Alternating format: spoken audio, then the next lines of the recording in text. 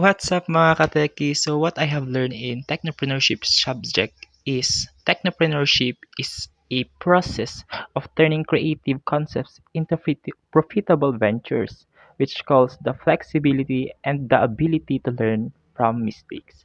So businesses that are successful must modify their plans and acquire new knowledge.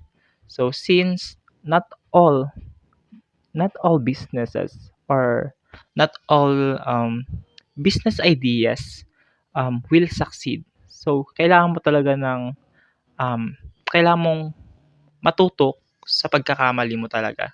Hindi pwedeng nagkamali ka na tinutuloy mo pa din.